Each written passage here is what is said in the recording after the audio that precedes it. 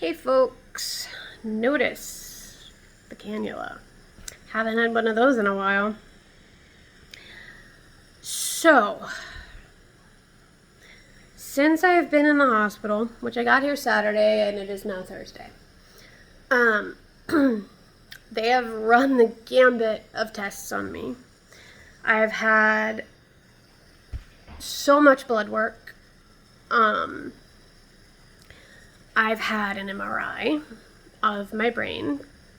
I have had a spinal tap. I have had 2 bronchoscopies, one today, which I'll get into the details on that in a minute. And so far, everything that has come back, which is all but one test and the new bronchoscopy that I just had. So everything that's come back has been clean and negative. So they still have no idea what's wrong with me. And I'll get to why I have oxygen here in a second as well. They have no idea why I keep getting fevers. They have no idea why I keep getting migraines. So we're all kind of stumped. And this is the plan. This bronchoscopy that they did, they took biopsies. They took 15 1 millimeter biopsies off of my right lung.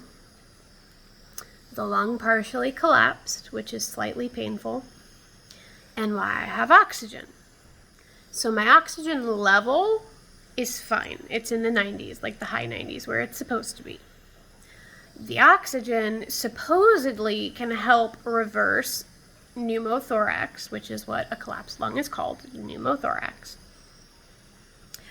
Because basically a pneumothorax is like nitrogen air in your lung that makes it like collapse a little bit or a lot, depending. Right now it's a little bit. And the oxygen can help neutralize that and fix the collapse. So that's why I'm on actually 6 liters of oxygen right now, and it's kind of burning my nose a little bit. I'm used to 2 liters, 2 to 3 liters, and 6 is kind of intense. Like the most I've ever been on was 8, so it's still not that bad, but it's not pleasant. But the plan is,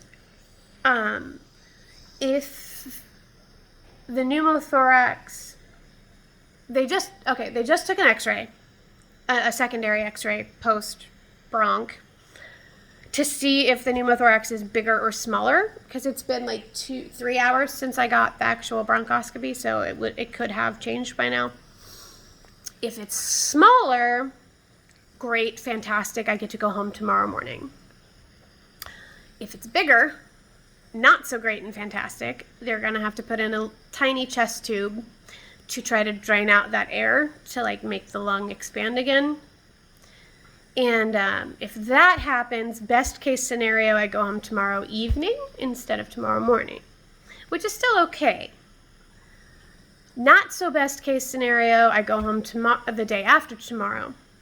Worst case scenario, the lung collapses a lot and they have to do like legit stuff to fix it.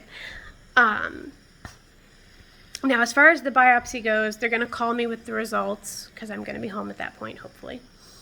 And if it comes back with rejection, which is the main thing that they're looking for from what I understand, they're going to have to treat me for 3 weeks inpatient to try to fix it. I don't want that to happen. But on the same sense, like if they find rejection, that's an explanation for the headaches and the fever. If they don't find rejection, we still don't know why I'm having headaches and a fever, which is frustrating for everybody involved. So I'm a medical mystery right now, once again, and I'm not pleased about it. But I'm also still like tired from the anesthetic, so if I seem a little like blah, that's why. It's not because I'm like in a horrible mood or something. My mood's like okay right now, which is nice, but it might be like drug induced, so who knows. I don't remember if I said already that I have a really bad migraine because of the anesthetic. They gave me Fioricet, which usually helps, but so far hasn't. I just got told like 20 minutes ago that I'm able to order food again because obviously I couldn't have food before anesthetic. I don't think there's anything else to update. I'm just like tired, and I don't mean like I want to take a nap tired. I just mean like my soul is tired of all this. I mean, I do kind of want to take a nap also, but that's beside the point. But yeah, so that's where I'm at right now. Partially collapsed lung, trying to get out of here tomorrow, hopefully. When I take a big breath, I can feel the collapse, but most of the time I can't, so it has to be really small.